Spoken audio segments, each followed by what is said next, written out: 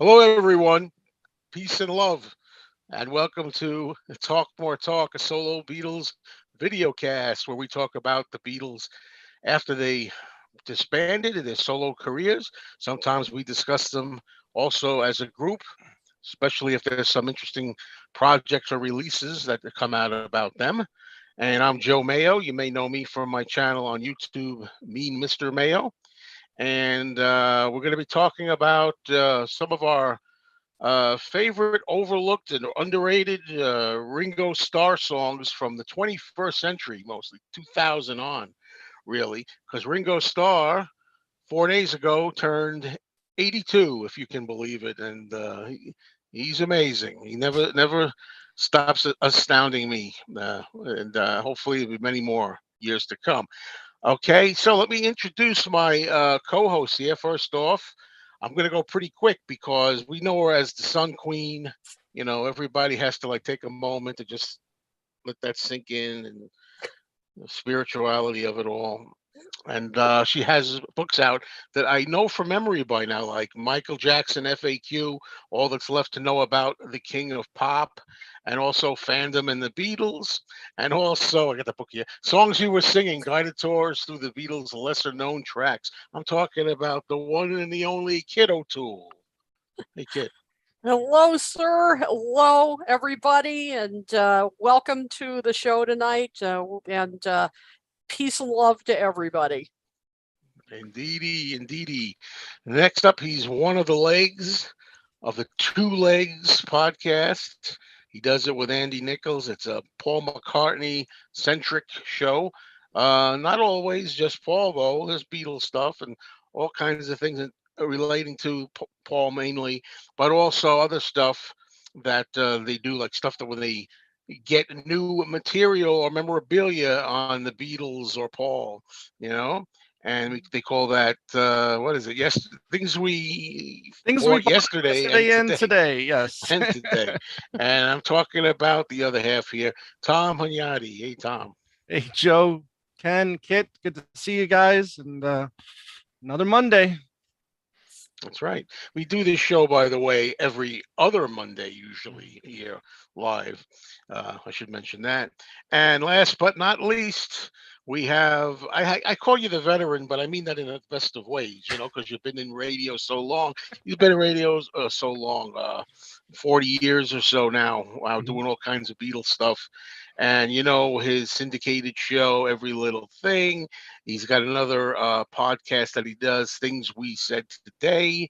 He's got a channel on YouTube, Ken Michaels Radio, and it's called that because I'm speaking about none other than Ken Michaels. Say, Ken. Hey, Joe, Tom, and the Queen. Yes. Happy birthday, Ringo. Happy birthday, Ringo. Bravo, bravo, bravo. And before we start our show, we're going to have to do a little news. And I think it's not that much news this time, very little. And we always turn it over to Ken for all the latest information. Ken? Thank you, Joe. It's kind of slim pickings, actually, based on what's happened in the last few weeks. Kind of rare, because I always have plenty of news to get to. Right.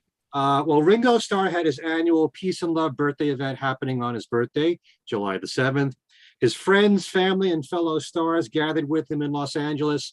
And at 12 noon, he asked everyone to either say or think the words, peace and love. But this year, his message not only traveled around the world, but into space as well. This is with the help of the Artemis Music Space Network through the International Space Station. Ringo was joined by his wife, Barbara Bach, and fellow All-Star band members, Steve Lukather, Colin Hay, Edgar Winter, Warren Ham, and Greg Bissonette. Also taking part was Ben Montench. This is what I've heard. I didn't actually get to see the whole event. Ben Montench, Jim Keltner, Richard Marx, Matt Sorum, Ed Begley Jr., Linda Perry, Diane Warren, Roy Jr., and Alex Orbison. I noticed that Denise Sywell and Billy Amendola were also there for the festivities. Ringo gave the signal at noon to the Artemis Mission Control Center in Houston, Texas, to beam his message and music into orbit around the Earth, passing over many countries and much of the Earth's population, and beaming messages of peace and love across the planet while traveling to distant stars. There were 2 pieces of music that were beamed, including his 2021 single, Let's Change the World, and something called Star Song. I didn't get to see this. I don't know anything about this song. If any of you folks watching know more about it, please let us know. I checked on YouTube to see if we can hear this song. This evidently must be a new song of Ringo's that we haven't heard. Maybe it'll be on his new EP. I don't know. This was supposed to be preceded by tribute performances by musicians, including Langhorne Slim and Sawyer Fredericks. There were a total of 26 celebration events, being in Sydney, Australia, starting there and ending in Los Angeles. Paul McCartney was among the artists who was featured on NBC TV, special on NBC TV on Sunday, July the 3rd, called Ukraine Answering the Call. The special also aired on MSNBC and CNBC. It was an hour-long event that gave viewers the chance to help families by donating to the International Rescue Committee, an organization that helps people affected by humanitarian crisis to survive, recover, and rebuild their lives. Part of Paul's performance of John Lennon's Give Peace a Chance from his concert in Kiev in 2008 was shown. Some brand new merchandise is now on sale to celebrate the 50th anniversary of the Wings Over Europe tour of July and August of 1972, in which they gave 26 concerts. This includes a solid metal desktop sculpture with the iconic 3D Wings logo displayed on a laser engraved marble base. Only 50 Only 50. Who does that? available. And Tom's got one of them. No, it's sold out before I woke up. I'm just I was besides counting on myself. him. That's 50. I thought he 50. had worth the show. 50. That's going to be worth a lot if only 50 were made. Also Sure. for sale are exclusive t-shirts, hoodies, and tote bags. I don't know too much about this. I caught a little bit of this on Facebook. 2 months after playing in Seattle, Paul McCartney is urging the city's coffee giant, Starbucks, to stop their surcharge on plant-based milks. Okay, evidently it costs more to buy those. Some reminders here. The Get Back documentary is due out tomorrow on DVD and Blu-ray. Joe, I know you just did a video on that. You want to comment? Yeah. about that? You have Yeah, the I Blu-ray, got right? a hold of a copy, and so far, I wanted to try it out because I'm still a little get backed out, believe it or not. But I said I have to see the quality. I'm really looking forward to seeing what it looks like and sounds like. Now I just have a regular 55-inch flat screen television. I don't have an amazing audio system or anything. I'm watching it through the TV, and there's a lot of different options for audio. 7.0, Dolby Atmos, all this. I just watched it plain old 2.0, you know, regular. And I thought the sound was amazing. I mean, compared to what I had been used to hearing from me on the Disney channel or Disney Mhm. Plus. I don't know if that's it. People may hear better or worse. I don't know. For me, I thought what I mean by the sound, watching part one, I watched the whole thing, was I thought I could decipher the audio a lot better. The little chats in between Mhm. seemed to me to be up more. I just could decipher them better. And even though they do have some subtitles at times to help you along certain portions of the dialogue, I didn't need it, you know. So I said, "Oh, this is an improvement," and I thought the picture looked great, too. Some people telling me, "Well, actually, the picture on Disney Plus is actually even better." I don't know, is that 1080? I don't know anybody who knows about these things. I don't get go crazy with that, but I thought it looked great and sounded great. Part one, and there were no extra features on Mhm. there to speak, meaning bonus footage or anything. No, nothing like that. And I'm sure eventually, if Peter Jackson has his wish and we get our wish, we will get some more at some point. Maybe sometime in the future. Anything in the packaging that was interesting? Any photos? Yeah, that's what I wanted to talk to you about. Was the Oh, I packaging. don't have it handy here. I could have shown. Well, I have it on my channel if you want to see it. Everybody's Right. showing it Okay. all around YouTube. It has the Blu-ray collector's edition has 4 photos of the Beatles, which is a nice added touch. And I Mhm. like the way the packaging is. Actually, I think I don't have it handy enough that I could just grab it. But I should have thought of that before, but I didn't. I just like the way it comes in an outer slipcase, and you have a nice sturdy outer, Right. thick cardboard.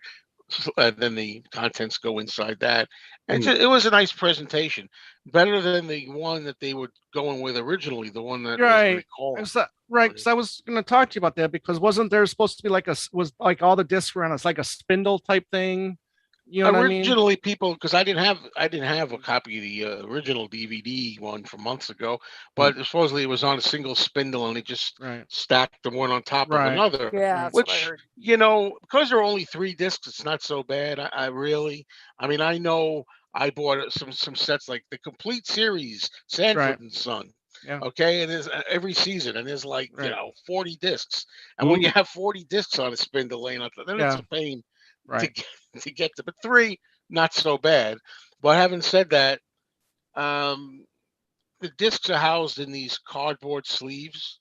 The inside is like a book, and each one is like a page, cardboard page, and you Mhm. stick the disc in a pocket. And these, for me anyway, came out easily, but you're still putting your fingers on there and trying to grab, and Mhm. you don't want to scratch it or get thumbprints on it or Right. anything. So that's not the most ideal thing either. But however, what I do is I put them in like individual, like these things, Mm. or if you have clear ones, even better, plastic or something. And I Right. put them in there and just put these between the pages. You know what I'm saying? So when you tell me you turn a page, there it is in one of these. You don't have to dig in. And fortunately, I didn't have any problem with glue. I don't know, Tom, you being a movie fan, I don't know if you ever had that Mm-hmm. issue where No. you have a cardboard thing in it and then they get packed in, wedged in so hard that Oh, yeah. they're I understand actually now. Sometimes, glued yeah. in there. Yeah. And you Ugh. take it out, there's glue residue on the edges. I Right. had that Right. with a Laurel and Hardy collection, the same kind of pockets. Mm. Anyway, that's the best I could tell you right now. But overall, I think they did a good job. There's good photos in there. It's a nice package overall, I think. Okay. Okay. Cool. Cool. I'm looking forward to, and I'm sure many of our viewers are picking it up this week. Brand new documentary Forget Back, finally out officially tomorrow. A couple of reminders. Billy J. Kramer is back in action, giving a concert at Daryl's house in Pauling, New York. That's on August the 6th. And don't forget the Fest for Beatle fans is not too far away. August 12th through the 14th in Chicago at the Hyatt Regency O'Hare. Always check thefest.com for information on all the guests. They're going to be packed with guests this time. They always are. But yeah, I know, Kit, you'll be there. So Yep. And Ken Womack and I are planning a Talk More Talk thing. And hopefully next episode or so, I'll be able to say more about it because, and the scheduling, we're not going to know probably until next month. So I yeah. won't be able to say anything till then. You But must say no more. I can say no more. You always find out at the last minute the schedules. Yeah. Yeah, exactly. Yeah. They don't put it out The until way like it the week goes. before. Mhm. Yeah.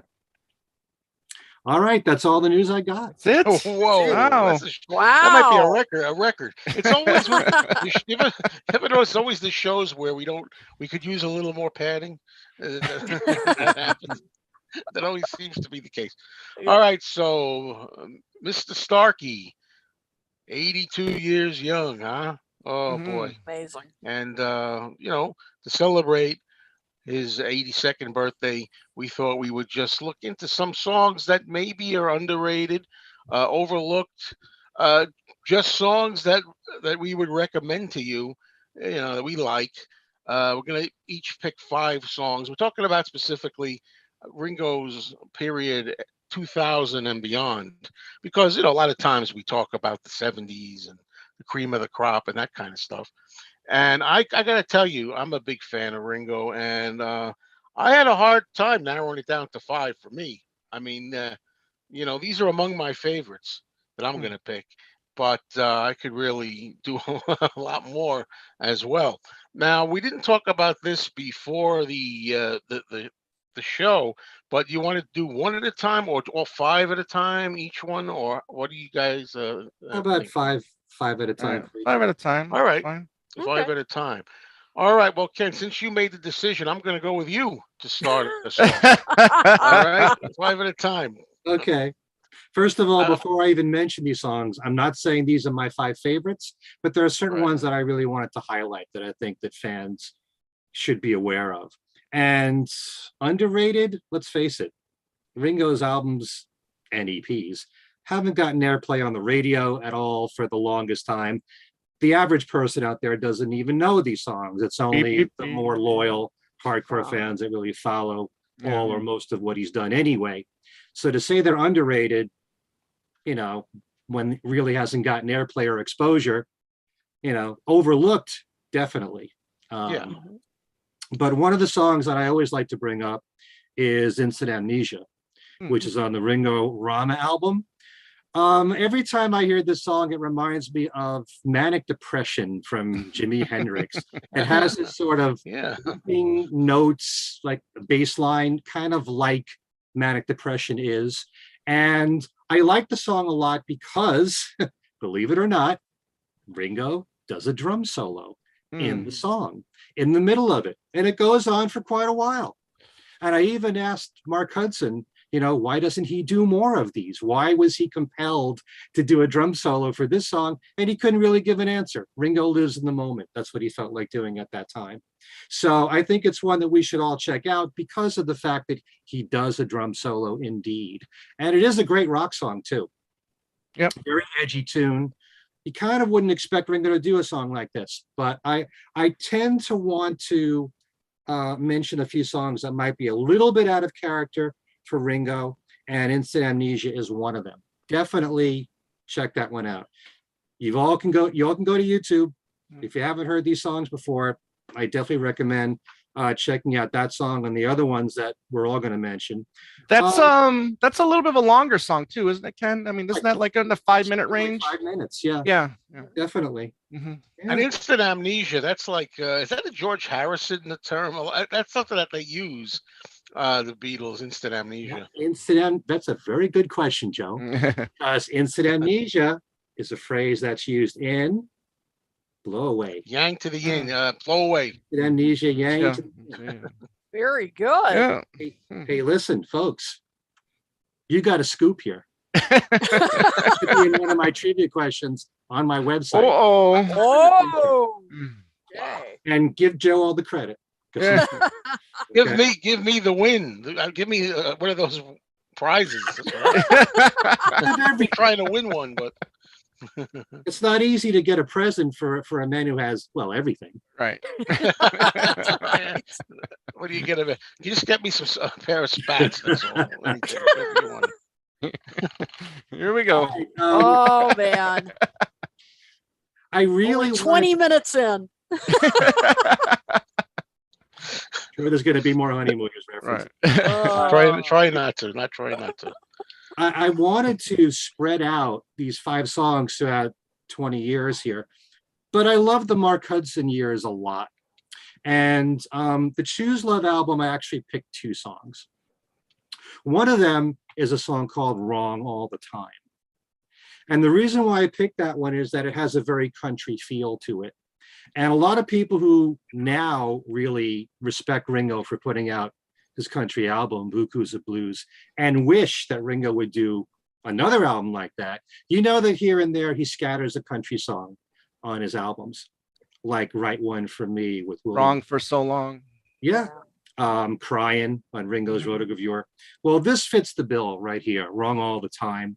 And it's got really nice piano playing, which is kind of very appropriate for, like a barroom type setting that you would hear in country songs all the time. And Jim Cox plays the piano on that, one of the members of Ringo's Roundheads, and Billy Preston plays the Hammond B3 on the song.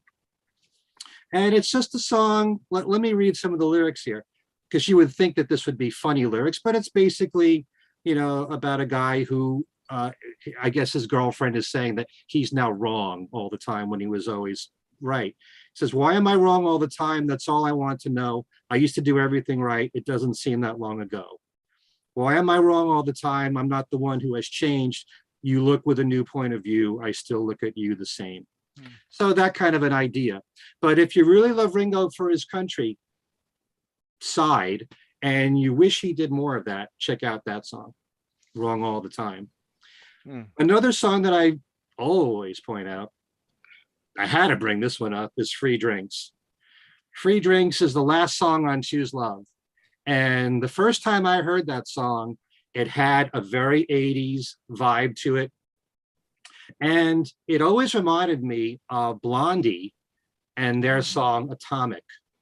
And if you listen to Blondie's song, it's got this twangy, like Dwayne Eddy type guitar feel. And you got the same thing here in Free Drinks. It's a very danceable song. And Ringo's voice is filtered throughout the whole thing in such a way where the average person listening may not even know that that's Ringo. And that's what I like a lot about the song. You play it on the radio or you play it to friends, they're not likely to think that's Ringo doing it. It's, like I said, very danceable song, very 80s feel to it. And I love the song for that reason. Okay, what else did I put here? Samba. Samba is a song from Ringo 2012. One of his many collaborators that I've liked the work he's done with is Van Dyke Parks. And that's a very danceable song, especially with that title. Extremely catchy. The lyrics go 1 step forward and 2 steps back. The crowd will roar and bones will crack and you'll be samba to me. And by the calm of the sea, you gave your promise to me. Very catchy. I think Tom likes that one. I'm wondering if we're going to repeat any songs here. I'm writing them down right now to find out. Yeah. Next thing you know, we'll be doing the Hucklebuck. It could be any dance, anything.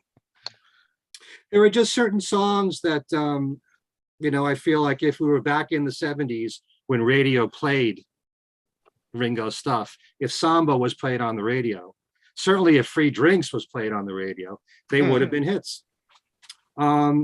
And then the last song that I picked is a real favorite of mine. And I know it's a favorite of my wife, Joanne's, because she always, she has requested me playing this on my radio show, Every Little Thing. Not Looking Back. It's a really pretty song. It's from Postcards from Paradise. And Ringo wrote that one with Richard Marx. And I like a lot of the songs that he's written with Richard Marx. This is a nice ballad. And it's all about, looking towards the future.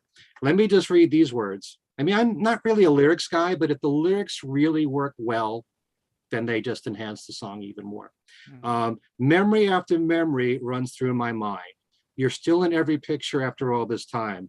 Where will we go from here? Still together after all these years. Summers have come and gone, but our love goes on and on. Who could ask for more than that? I'm looking forward, not looking back. And I also like the fact that Ringo sings in a lower key. He's singing in a key that he's comfortable with, and he doesn't care if it's lower.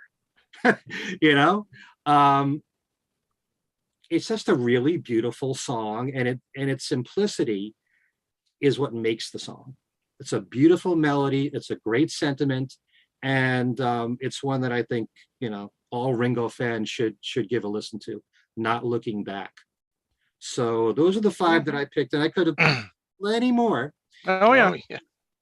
A lot of people, the same old story. People think, oh, Ringo, there's some people that think Paul, was done at a certain point. People certainly think Ringo has nothing to offer.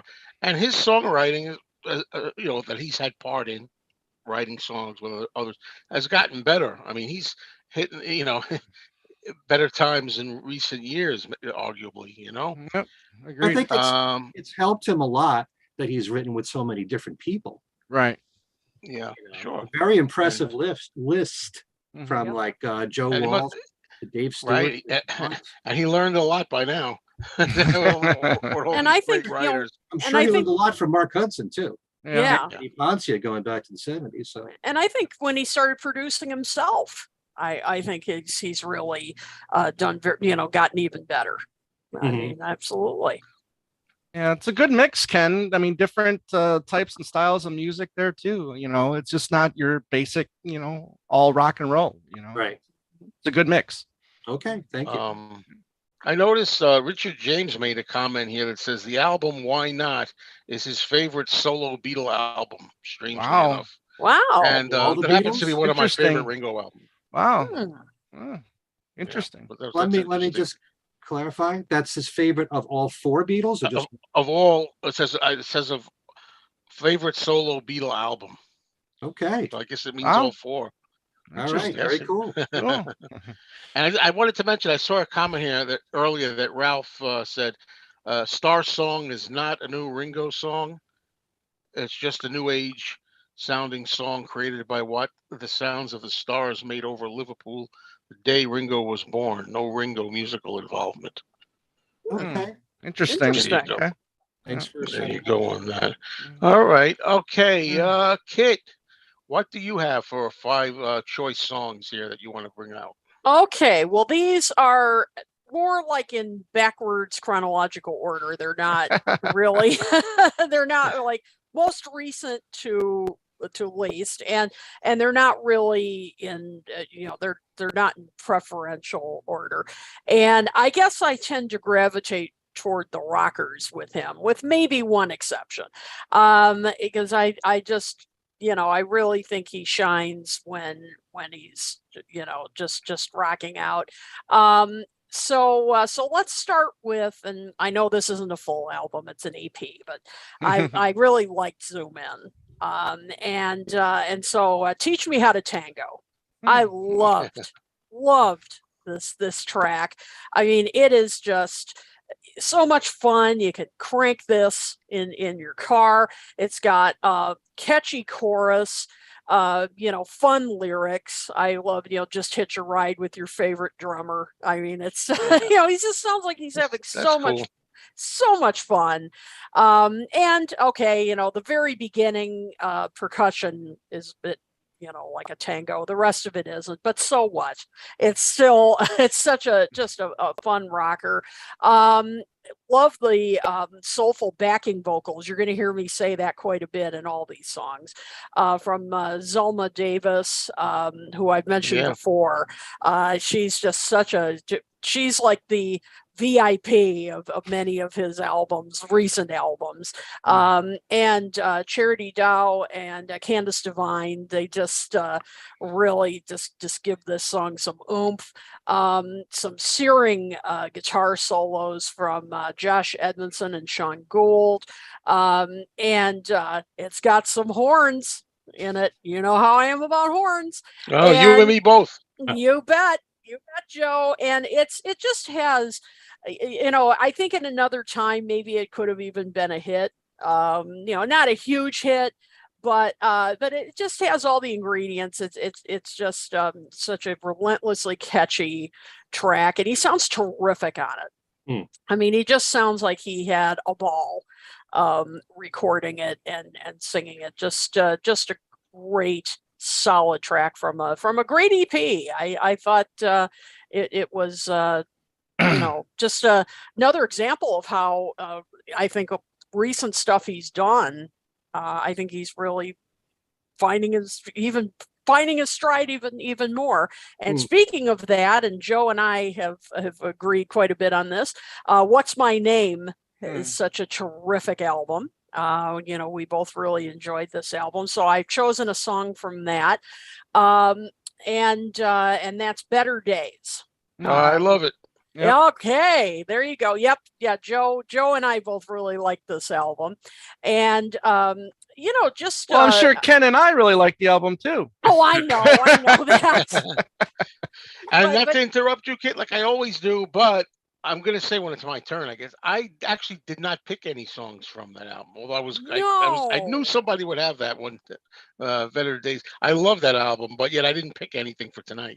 Oh, I'm shocked. I thought you'd pick Yeah. at least one. Oh my gosh. Oh, But I could have 4 or 5 over there. yeah, I'm just particularly talking about, I know you guys like the album too, but Joe has been particularly like, he's talked a lot about What's My Name. And so I've just, that's why I'm just particularly talking to him about it. I know we all love this album. And this was, I mean, the whole album is just fantastic, but hard to pick one. But I really liked Better Days. You know, it's got that great crunchy Yes. guitar. Hmm. And Nathan East, I mean, just bassist supreme. It got some great bass. The organ, again, got those soulful backing vocals. Well mixed too. Just has a great sound to it. Pounding piano, the hand clapping bridge. I mean, just again, just so catchy.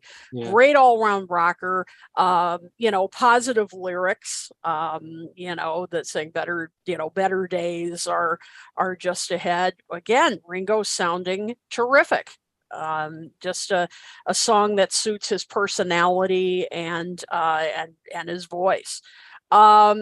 Next one is from Give More Love. And Ken, I'm going to kind of expand on something you said, which is his work with Richard Marx. Uh-huh. I totally agree with you. I really like his collaborations with Richard Marx. And also he's a Chicago guy, so I have to, I have to give a shout out to Richard Marx. So from Give More Love, I picked Speed of Sound. Yeah. I thought this was a really interesting kind of it's a rocker with a little bit of a little bluesy kind of element to it. I like in the chorus the sort of descending notes that Ringo sings, a little different for him. Great drumming from Ringo on this, with some right, nice fills with some strong drumming. Again, great soulful backing vocals. I think Nathan East is on here, gets some great tasty bass lines. And my God, guitar from Steve Lukather and Peter Frampton. Right. I mean, does it get any better than that? I mean, give me a break. And even the talk box and everything. I mean, it's just all around, great rocker. I think Richard Marx really knows how to write, for Ringo. Right. Just some ballads and rockers like this. So I was glad you picked. He's a very underrated talent, Richard. He is. He really is a great guitar player. He's shown that through all of his songs and hits. And great variety in his music and his ballads. Sometimes his most well-known songs are his ballads. Exactly. Well, and he wrote wonderful things for Luther Vandross and so many other artists. The first album of his back in, what was it, late 80s or early 90s? I mean, just really, I think his first 2 records were really outstanding back then. Yeah, I mean, people, some people like to say, oh, he's cheesy and, cheesy. I mean, he really, I think, was very talented. And very good in the All-Stars, too. Absolutely. I mean, he's just a all-around talent, singer, songwriter, guitarist. You can look him up on YouTube. He did a show for Soundstage for our local PBS station and does some acoustic work too. And you really get a sense of how talented he is. So, but this isn't the Richard Marx show, so let me move on. But the album Give More Love is a solid Ringo album. Yes, it is. Yes, it is. Now somebody already picked this song in the comments. I apologize. I'll scroll later and find who it was. But from Why Not? The Other Side of Liverpool has always been one of my favorites. Co-written with Dave Stewart. What? Good song. That's my favorite of his Liverpool songs. Me too. I think. Yep. I just like that it has this sort of dark edge to it. That he's sort of, it isn't exactly romanticizing his upbringing in Liverpool and really, telling the story of the hard times that he encountered. And Cindy Gomez's backing vocals on this. What do you think? The other side, the other side. I mean, just wow. That drives my girlfriend crazy. I'll be honest with you, but I love it. I love that. Yeah. I think that's great. I mean, it adds to the Right. grittiness of it, And there's only one way out of there, Mm-hmm. Oh yeah, guitar and amp. Yep. That's right. You got it. You got it. I love it. And I love the drums from the very beginning when he hits those drums. I mean, it's just the pounding of the drums. I mean, you just sense it's the emotion. I mean, in it from the first the first drums, the hits of the drum, and just the drive through it. You feel it. I love the that sort of kind of a twangy kind of guitar sound throughout. I'm assuming from Dave Stewart. The organ gives it a little bit of a gospel-y feel. The horns. It's just. I agree, Joe. It's my favorite of the Liverpool songs. I forgot about Liverpool 8, but I like that too. But I will say, Ringo, when he made the circuit on TV back then, was doing Other Side of Liverpool on TV. Yep. Yeah, he did. He did do some live performances of that, and then it's got kind of gotten overlooked throughout the years, and it's really it's a great song, and as I said, very autobiographical, and I just like that it doesn't romanticize it entirely. I mean, of course, he doesn't hate Liverpool or anything, but I mean, he just was honest about how tough it was growing up there. You better be careful; they'll chop his head off the bush. That's right. The Ringo bush. There you go. Yep, that's true. So Ringo did perform the song on tour too. Yep, yeah, that's true. He did briefly. Yep, but it's worth another listen. I really love it. And then finally, now this isn't a completely unknown song, as I think he did perform this live for a time, but I wish he'd bring it back in his live shows. Give Me Back the Beat. From Choose Love. Nice. Love this song. Just from, of course, the Mark Hudson years. Fun, catchy. Again, great for Ringo's personality because, of course, you've got the heavy percussion in it. I love the backing vocals also from Mark Hudson, Gary Burr, other members of the band. I like that it has a little country to it. It's mainly a rocker, but it's particularly in the instrumental section, you've got just that little country, twang to it, which I like, which of course that suits Ringo perfectly.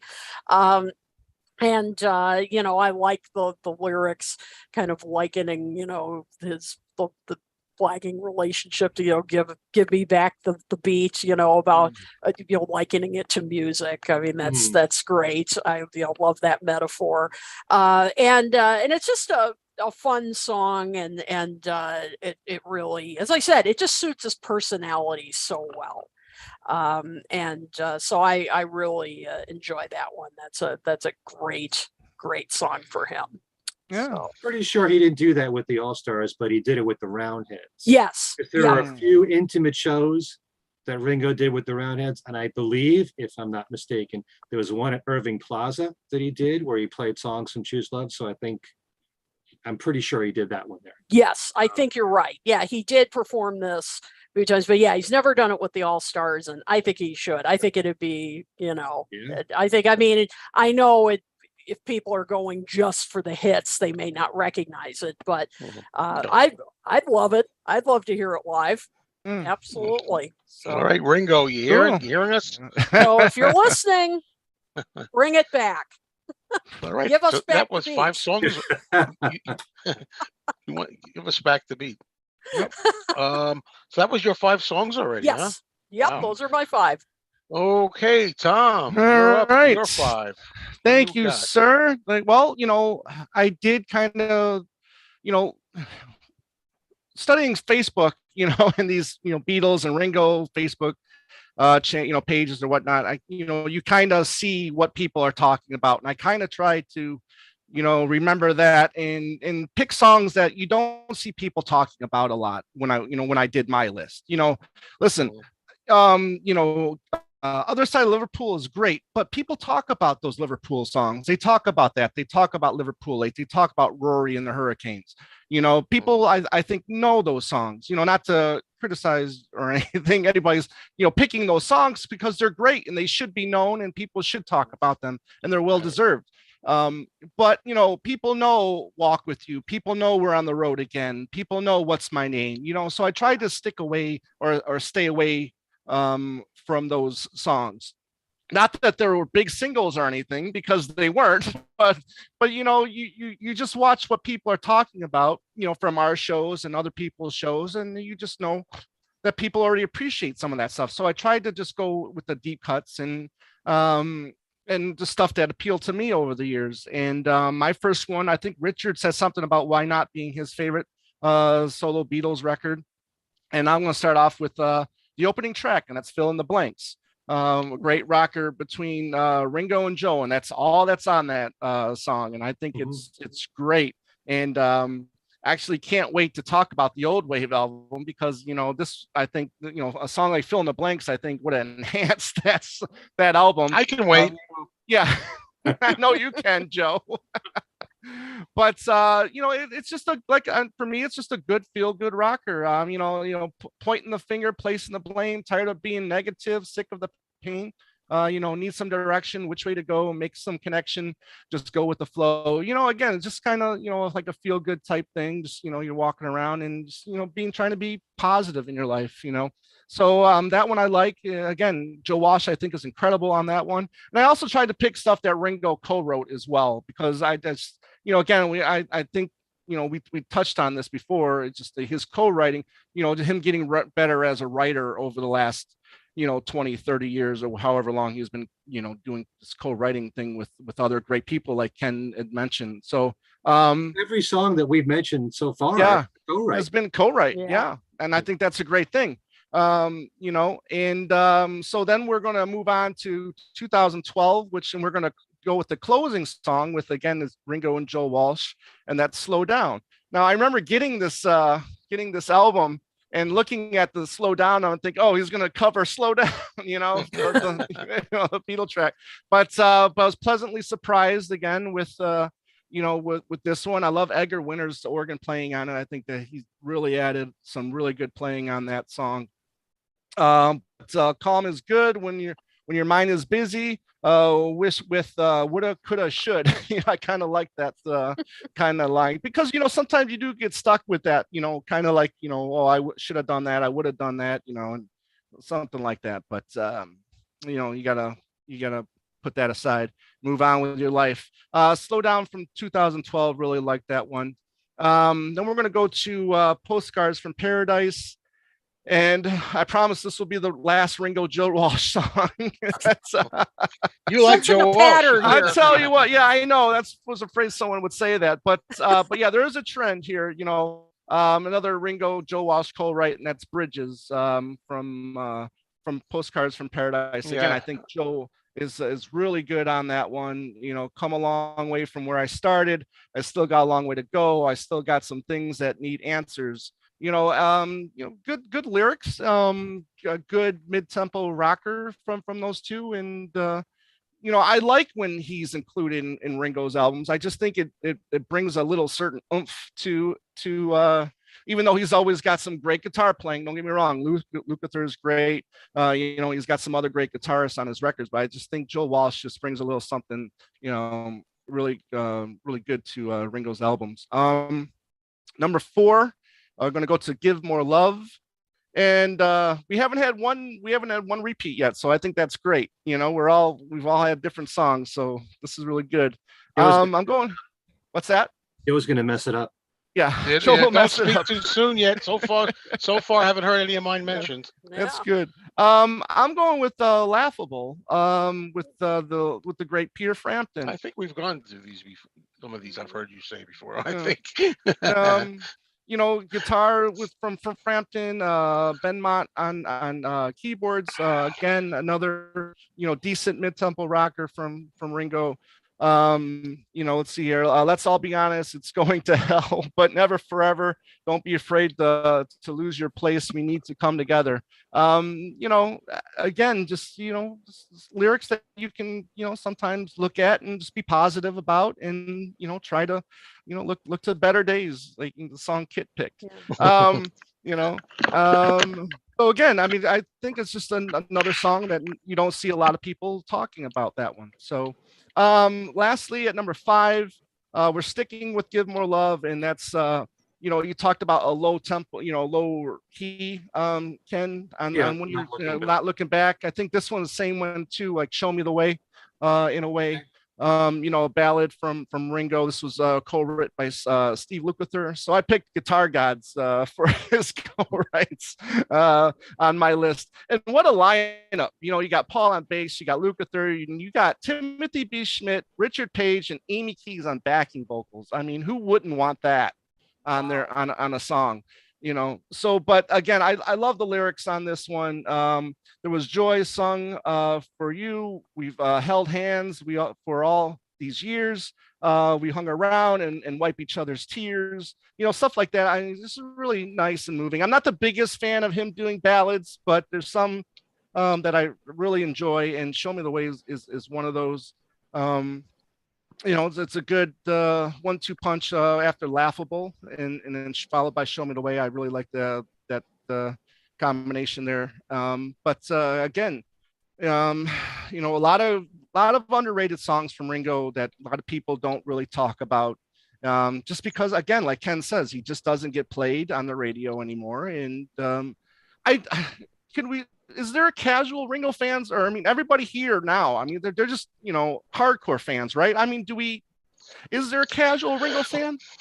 I don't know. Too many out there? people just. I think too many Beatle fans overall. Write Ringo off. I think. Right. There Well- are those fans who basically know his hits and know the Ringo Right. album and not much. Exactly. Yeah.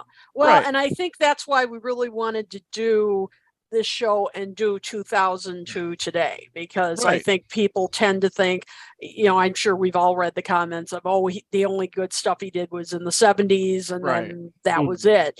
And, and I mean, and of course he did do some great stuff. I mean, we talked about Time Takes Time, great Right. album in the early Yeah. 90s. But yeah, I mean, I think his 2000s and on stuff, well, Mark Hudson stuff does tend to be talked about a bit, but still,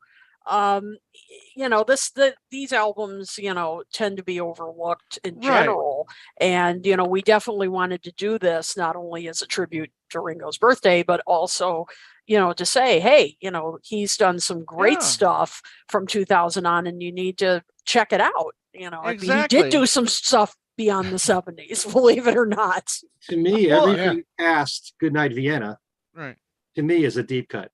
Mhm. Mm, The average person out there Thank doesn't you. know Thank, those songs, yeah. True. Right. and it shouldn't be that way. I mean, some Right. people might know "A Dose of Rock and Roll" because it was a single and it got some airplay. Some people might know "Rack My Brain," but by and large, the songs that you mentioned, Tom, "Walk with You," "Liverpool 8," yeah, to the hardcore fans, they'll know that stuff, but the average Right. person just doesn't.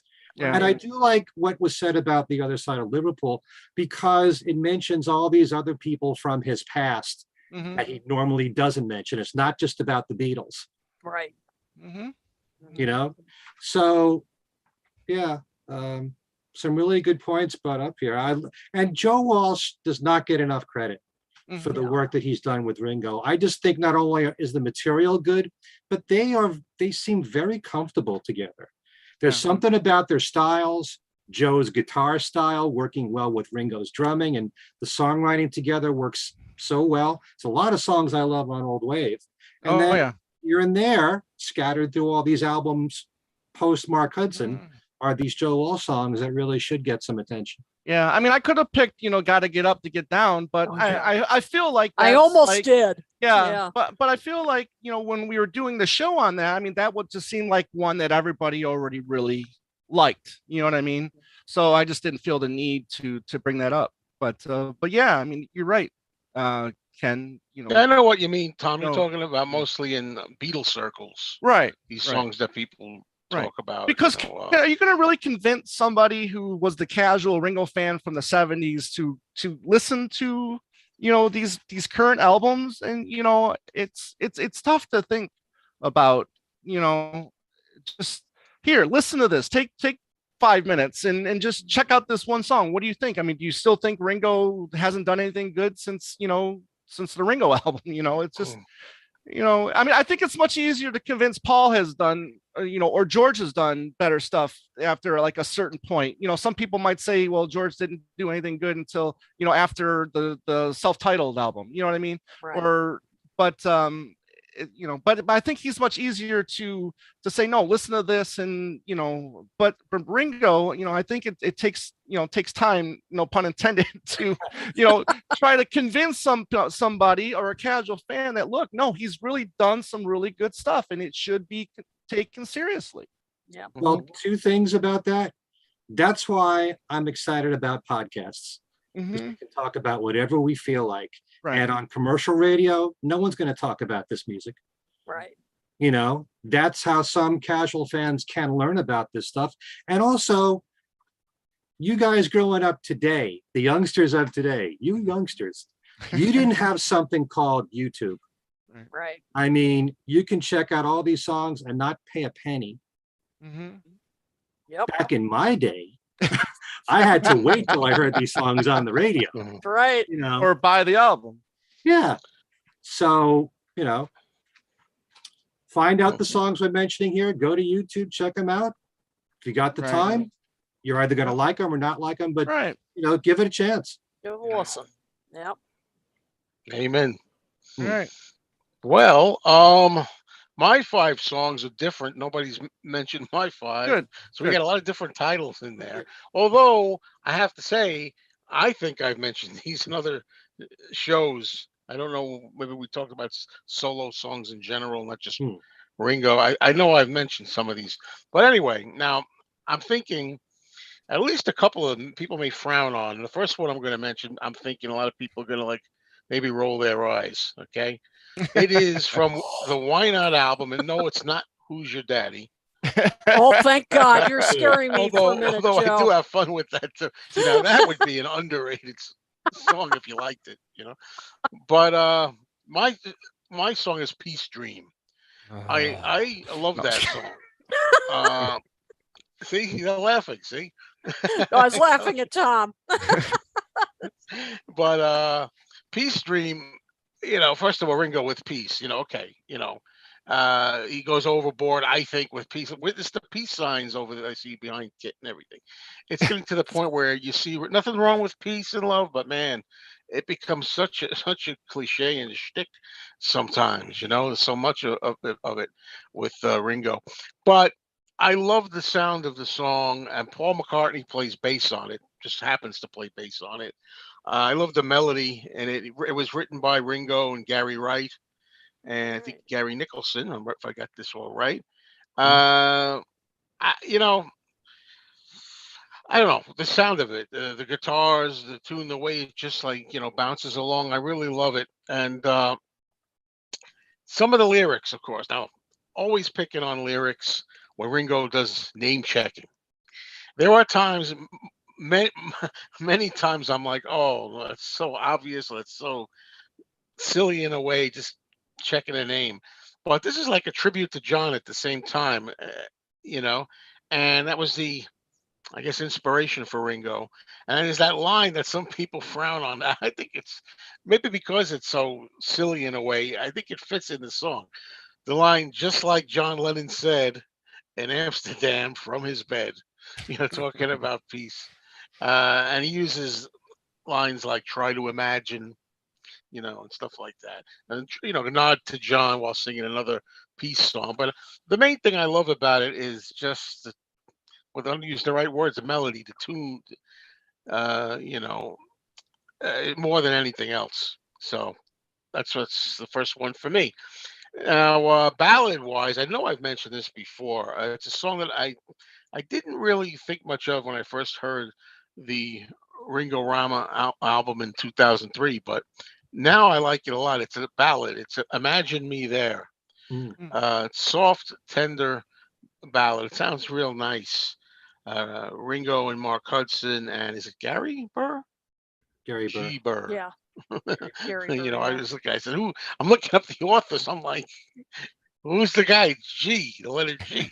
You know, and yeah, I don't have much to say about it. It's just really a pretty song, and I think somebody picked that once when I was listening to the thing they do on this Beatles channel on Sirius XM, where you pick your top songs, and somebody actually picked that as a song, Hmm. and I was like, I never really listened to it this closely before. That's really good.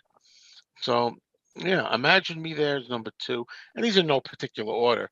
And I know I've mentioned this one before. I think this is one of the best recordings Ringo's done in his solo career, and that's saying a lot. And it is a remake of one of his earlier songs, and the opinions on this are Wings. kind of varied. It's from the Ringo 2012 album, and it's Wings. Yeah. And I It think is good. Ringo now Yeah. being, sober and more invested into it really gives it his all. More better than the one that was recorded on the Ringo the Fourth album. Now, I know not Hmm. everybody thinks that. A lot of people prefer Wings, the song from 1977. Hmm. I like them both. It's the same song, but I just think the production's better, and vocally also. Although, in doing some research here, I saw some reviews saying they like the vocal better on Ringo the Fourth. So Hmm. it just goes to show you never know. This is a Ringo and Vinnie Poncia song. Uh, Now the thing is, while doing some reading, I found out in Cashbox, they summed it up. You're looking to like, what do I want to say about this? How do I describe it? Well, Cashbox said haunting melody, and it said richly textured horn section. Hmm. So the horns are in there, which knows what I'm talking about, and then stabbing guitars. So I love that. So I think it's one of the best things that he's done. I All do right. think the opening guitar lick is a lot more powerful than the original Yeah. Yeah. Oh, from Wings. It's and now from my who's playing on? ears. Is Joe Walsh on? I didn't look up to see who's playing on that. Is that a Joe Walsh? Yeah, I don't recall, but Don't remember. yeah, I'll have to go back and look. Guitars on that. I mean, I can go while Ken's I'll go looking. get the CD out. Look at it. That would have been easy, right? Just pull it out there, right? Hmm. All right. Next up, I'm going to talk about a song. Very little about this. I'll talk about, but I said I like it. It's one of his most recent songs from his EP, "Change the World," and it is the song that Linda Perry wrote. Is this the only song that Ringo didn't write that we tonight? I Maybe. have some. Yeah. It's the song "Coming Undone," Yeah. which I really like a lot. And Trombone Shorty. It's Yep. funny, I'm talking about songs with horns in them. You Yep. know, Yeah. uh, and I like Linda Perry singing with him Yep. on it too. I call it a country-ish vibe, but maybe that's just my opinion. I like the groove it gets into, and it's probably my favorite song off the Change the World EP. Hmm. You find anything, Ken? Yes, it is Joe Walsh playing guitar Ah, yeah. Yeah. on Tom, the. you missed it. I thought you liked all the Joe Walsh stuff. I know. It's wasn't prepared. Just kidding. All right. So the fifth song I have here is something I know I've mentioned this song before. I'm the only one who does, but I love it. It's from the album "Give More Love" from 2017. It's the reggae track "King of the Kingdom," Hmm. written by Ringo and Van Dyke Parks, and it's got Edgar Winter on tenor sax on top of it. He mentions Bob Marley in the lyrics, and I just love that kind of line there that says, "She is the king of the kingdom." Ringo says, "She says that I'm in command. She's the king of the kingdom, but I'm in charge of the band." You see Ringo laugh. Ha ha ha ha. That's how I feel. I just love that. Now that's a Ringo Yeah, line. I love that. Kind of sounds like a Bob Marley song. Hmm. Uh, I love it. One of my favorites from "Give More Love," and those are my five.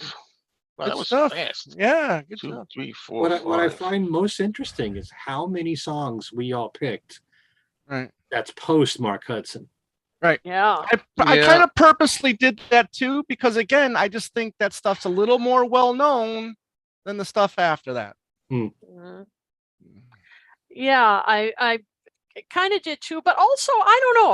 I like the post Mark Hudson stuff maybe a little bit more. I just thought he got a little more out of his comfort zone after the Mark Hudson years and started doing some other stuff like reggae and other things, and a little more diversity, and but I liked it.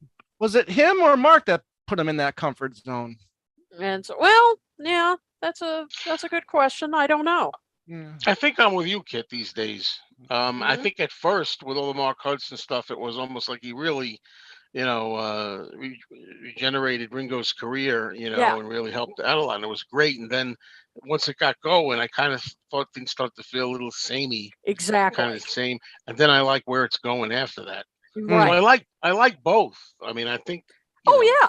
Mark Hudson was invaluable. I mean, don't get me wrong. I think what he did helped him with that career make that comeback. I mean, no question. I don't think where he is now happens without that help from Mark Hudson. Exactly. Absolutely. Exactly. Yeah. But a lot of those songs that he did with Mark Hudson, like you said, Kit, have a certain sameness to them. Yeah. It's very Beatlesque. Right. They mix in a lot of different sounds that are Beatlesque, throw in a lot of name checking, a lot of references to the Beatles. Right. For some people, it was going overboard, and I'm one of those. So you start moving away from that. Yep. But I agree. Got to be a little bit samey. Yep. But I agree. Really Mark Hudson absolutely got him back on track. I mean, right. Yeah. And from Vertical Man on, Ringo has co-written almost every single song out. And that started with Mark Hudson. I'm not going to give him all the credit for the songwriting because, like I said, the years with Vinnie Poncia, he did a decent amount of songwriting there. But it wasn't until Mark Hudson where every single, of course, there's the covers, Love Me Do and Drift Away and a few other ones. But of the original songs, there's a co-write there every single time. And I love La Di Da. That's one of my favorites. That's fun. Oh, yeah. Ringo songs. Right. Another thing I'm going to do after tonight's show is revisit Postcards from Paradise, because I will admit that's not one of my favorite albums of his. But after, Tom and Ken, your picks, I think I'm going to go and give it another chance because I'd forgotten about Bridges until it was mentioned here. Then I'm thinking, I like that one. Yeah. Postcards from Paradise. Postcards from Paradise, the song. Yes. Than any other song. I'm always defending that song. I gotta say, because that's the worst offender of name checking. But that was to me, it's different because he's like, I'm just gonna go in. This song's gonna be all name dropping. It's gonna be all titles. That's the idea. It's not like just throw a line here or word. I was like, I used to be here, there, and everywhere, or something like that. Yeah, that's what he wrote with Todd Rundgren. Postcards from Paradise. So Oh yeah, I gotta give that another chance. This may be the shortest show we've ever done, but it's okay. Well, but still an hour. If there's any comments? I was gonna say, be an hour 15 sometime. Yeah, let's take a few comments. Let's see here. Let's see. Tim Allen says, "I love Never Without You." Yeah, but I feel like it's very well known, or it should be. I would have picked that one as well. But that's a great song. Absolutely. Let's see. Astros Jared agrees Coming Undone is a great song, and Rob Obscure Music also agrees on Coming Undone. Let's see. Scott McKinley says, "Wings, thank you. About time you folks got to it." Oh man, so there you go. Let's see. Let's see. Tony Loft loved the song Zoom In. So I like it. Yep. Stuart Horowitz, Here's to the Nights is a great song. I do like that song too. Me too, right, Tom? But it was a single again, so. but I mean, I think it's a little more well known than Yeah, Yeah. I tried on, I think we all did not to pick singles or well known, but I like Yeah. it too. Mhm. Absolutely. Let's see here. Susan says I must be Yeah. one of the few that never cared for Mark Hudson's production of Ringo's material. He had an annoying habit of inserting himself in a lot of those songs. I kind of agree with you, Susan. I have to admit. Did you ever Yeah. see when they do VH1 storytellers? He's having fun, but he gets up there to some part in La Di Da. He always does. He really gets in. You always get what is that part? Don't always get what you always get. Da. He really overdoes it. You know? Well, this was his dream, Yeah. Yeah. to work with a Beatle, to Yeah. write with one, to produce one. Mhm. He's a major Beatle fan, kind of like, Jeff Lynne, you know, these are Yeah. Beatle babies, and they have obviously identities beyond that. Right. But to work with one of the Beatles that closely, Not too many people can say that. Yep. That's true. That they produced the Beatle. Yep. That's true.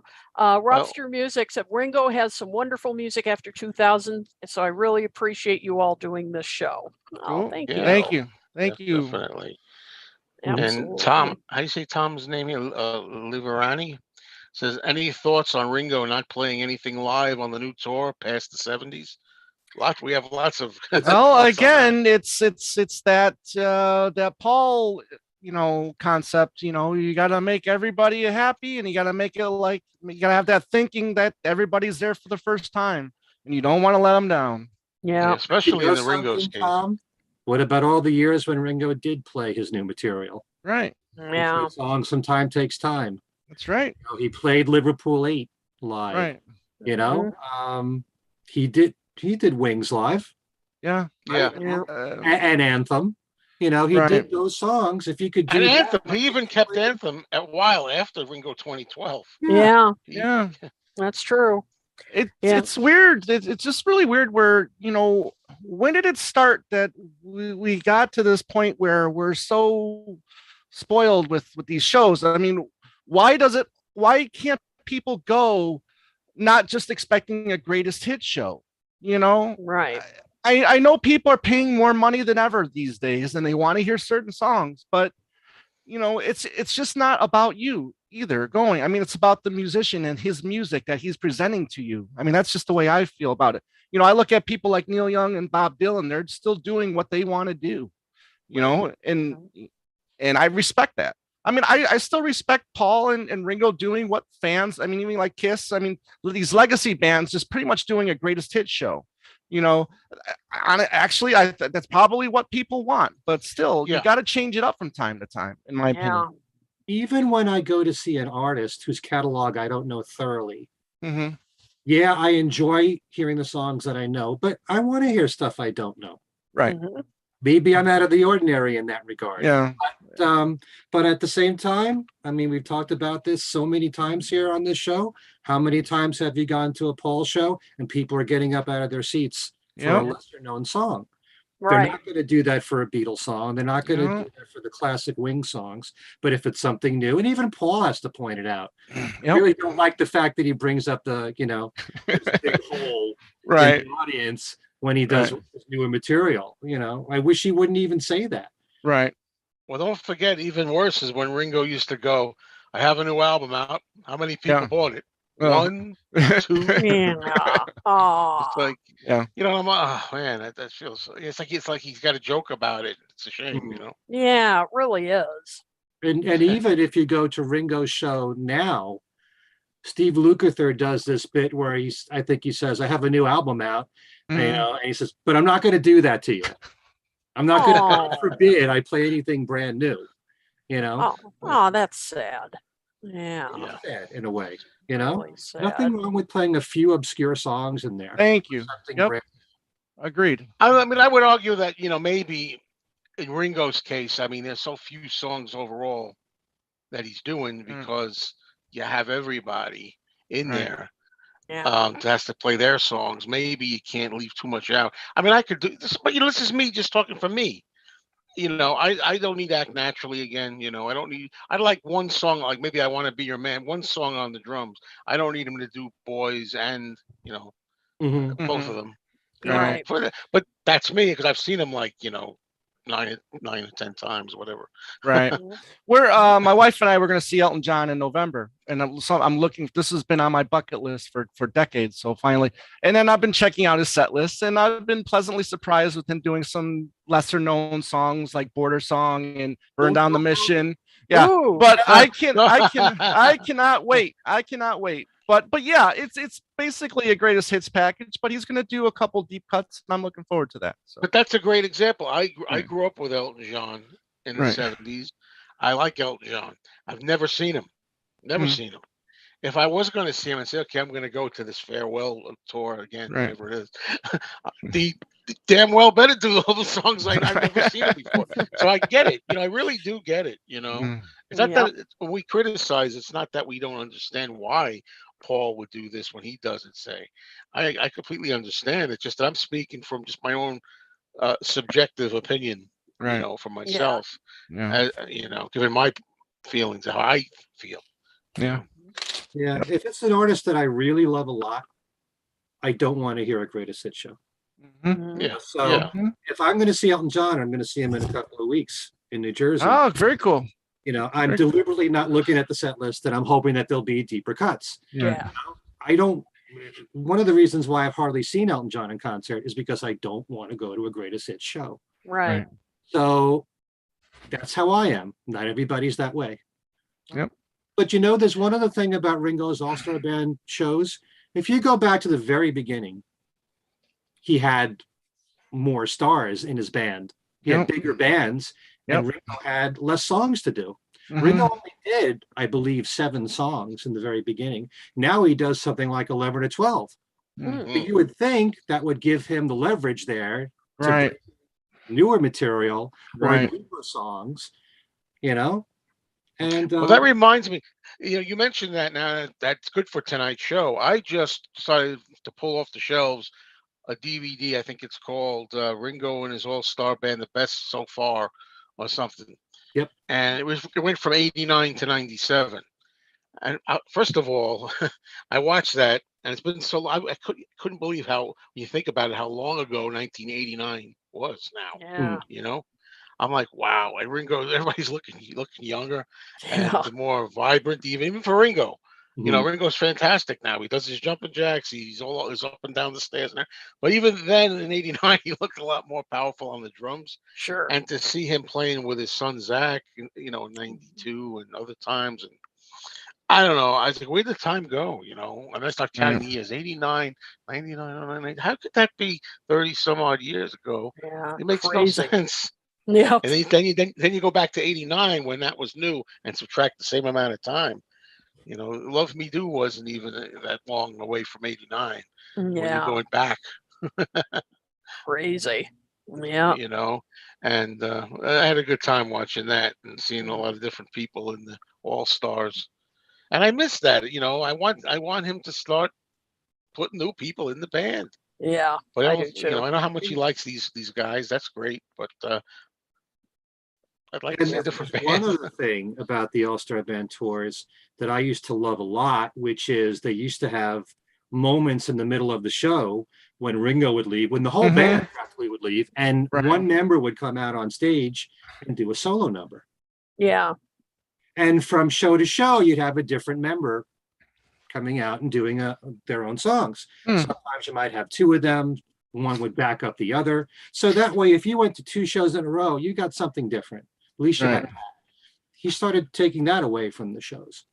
But the big thrill for me, tour to tour, were the changes of who was going to have in the band. Right. And Yeah. you talk to anyone that's seen Ringo through the years, and we've seen some tremendous bands. There'll always be those that'll say there was nothing like that first tour. Yeah. So Right. many great music. He padded that I- stage. And then how can you go wrong with the year when Peter Frampton was there with Jack Mhm. Bruce? He's had incredible lineups, and they've all been amazing. That's for sure. Yep. Yep. Cool. Well, All right. I think we're at the end I for think, now. yep. So this is the point where I say, Kid, why don't you tell everybody where they can find us if they want to? You bet. You can find us, of course, right here on our YouTube channel. And don't forget to subscribe. We're trying to get those subscriber numbers up. And when you subscribe, of course, you'll be notified of all of our future episodes coming up. And so, of course, you can hit that bell for to be notified of any of our future episodes coming up. You also can find us on our Facebook page. We're always posting stuff about stuff we're doing, and also occasionally, news and all that. So we're always updating that page. So you can find us on there. Just type in Talk More Talk, a Solo Beatles video cast. You can find us on Twitter at Talk More Talk 1. That's the number 1. You can also find us on our website, talkmoretalk.com. And you can reach us via email at talkmoresolotalk@gmail.com. You can send us, we welcome your feedback. And if you have any ideas for topics that you would like to see for future episodes, you just might find one of your suggestions on a future show. And you can also find episodes not only on this channel, but if you'd rather listen to the audio version, you can find them on virtually any podcasting platform you can imagine. And you can find them on fab4radio.com. Thanks, as always, to our friend Beatle Ed, who runs many of our individual shows as well on his website. So you can find us there. Just go to fab4radio.com and you can find when our shows run, as well as this one. And I think that's everywhere. You can find us so many places. It's just ridiculous. So. And Kit, while you're at it, what do you have on your plate? Well, if you are watching this right now, you can sign up for Tuesday Night Record Club, which is through Monmouth University. I'm going to be on tomorrow night, Tuesday the 12th, and you can actually sign up on Tuesday the 12th.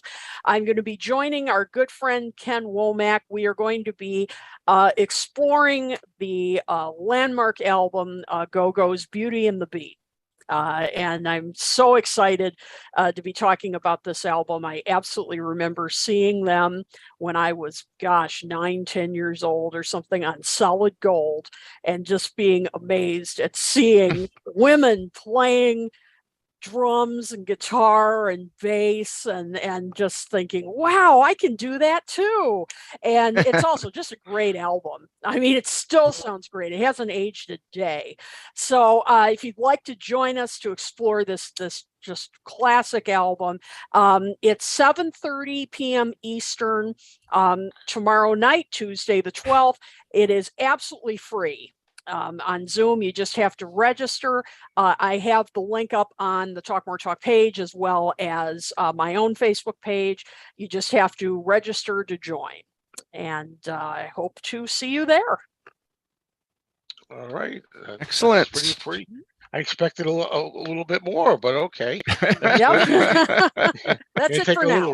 little breather here and there. Yes. Okay, Tom, how about you? What's going on? Okay, over in the two-leg world, we are now we're live Wednesday nights while Andy's on break here from school. Or every Wednesday night we're going to be live right around that 7-8 o'clock p.m. Eastern time. So we'll have some fun discussions and some chats. We'll show some stuff, and that'll be probably an hour 15 minutes every Wednesday. Our latest episode just popped up last Saturday. We had our wonderful frenemy Sam Wiles on, and we we did part 2 of our series called Reconstructing the Classics, and that was where we took 3 albums that have lots of bonus tracks or songs that were recorded during those sessions, and we kind of rearranged.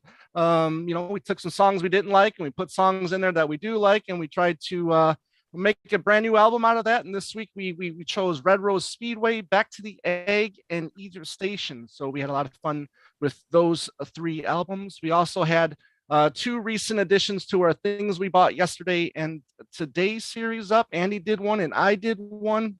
And this Saturday, we're going to have our a guest call. His name is Glenn Greenberg. And Ken, he interviewed him a couple weeks ago, and we interviewed him last week. And that episode will be up this Saturday. I'm really excited to have back artist Jeff Cummins back on the show. We're going to interview him in a couple weeks. And if you know Jeff, he did the inside picture for the Wings Over America set. He did the Thrillington front and back. He did the Say picture sleeve. He did the This One picture sleeve. He did so much work for Temporary Secretary. He did that as well. So he did a lot of work for Paul's singles and vinyl albums. So that'll be coming up soon as well. So be on the lookout for that. All right. Go. Okay, thanks, Tom. And Ken, what are you up to? Well, first of all, if you want to get in touch with me directly, my email address is everylittlething@att.net. On my YouTube channel, Ken Michaels Radio, just recently I interviewed Jay Bergen. Jay has this brand new book out. He was John Lennon's defense attorney during the copyright infringement case that involved taking a line from Chuck Berry's You Can't Catch Me, Here Come All Flat Top, using that in Come Together. And then there was this whole lawsuit, and John was forced to record, according to an agreement, 3 of the songs that Morris Levy owned in his music publishing catalog called Big Seven. And Morris Levy was a mafia guy. He ran Roulette Records. Tommy James wrote about him in his book that came out several years ago. And this is all about the court case. Thorough examination of everything that happened in court with John Lennon and Morris Levy. And the great thing about this book is not only do you learn everything that happened here, Right. you feel like you're in the room with John. And they have all the transcripts of every word that John said in the courtroom, how he defended himself. And it's just a wonderful book. It's a story that we've heard about, but we don't know all the details, but it's all captured in here. And I did an interview with Jay Bergen. He was a delightful guest. I think it's one of my best interviews. And a lot of that's because I enjoyed it it. was so Great job. forthcoming. Great Yeah. job. And you can find that on my YouTube channel, which is Ken Michaels Radio. I've been on vacation the last week, so I've been a little bit lazy. So there'll be some new interviews coming this week at Ken Michaels Radio. If you can, please subscribe. I'm close to getting to 1,000 subscribers. Please help me get up there. Got to get up to get down. Ken, with 3 shows and a website, I think you can be lazy every once in a while. Yes. Maybe. Okay. Yeah, take it. My radio it show, Every easy, Little Thing, which is a weekly syndicated show. I just did a special for Ringo for his birthday, which aired on a lot of stations. If you want to take a look at all the radio stations that run that show, you can go to my website, kenmichaelsradio.com. There's a page there for Every Little Thing. Lists all the radio stations, the broadcast times, links to their websites so you can stream them. This is not a show that you can get on demand. You have to listen to it as a live broadcast. And on the website, there's always weekly Beatles trivia, where you can win lots of great prizes, books, CDs, DVDs, Blu-rays, you name it. That's every single week. There'll be a new trivia question or a game sometime after this show is over tonight. And my other podcast show, Things We Said Today, guess what? We're going to do a special on Ringo. You're kidding. No. It's, get this, 5 overlooked songs from Ringo's career, but it spans his entire career. I'm going to get some 70s stuff in there too. I see what you did there. Yeah, Very it's gotta be a tricky, little Ken. bit- You're good. You're good. You're good. You. So that'll be next week. Actually, we're recording that. I try to make all podcasts alternate weeks if I can, so the news can be different. You know, I never want the news to be exactly the same as both shows. So that'll be sometime next week. I think that covers everything. All right. Well, thanks, everybody. It was a lot of fun being here. I hope you had a good time. We'll be back again, of course, in a couple of weeks, I think. And everybody, so on behalf of Kid O'Toole, Tom Agnotti, and Ken Michaels, this is Joe Mayo saying, thank God for music and send love, spread peace. Take care, everyone.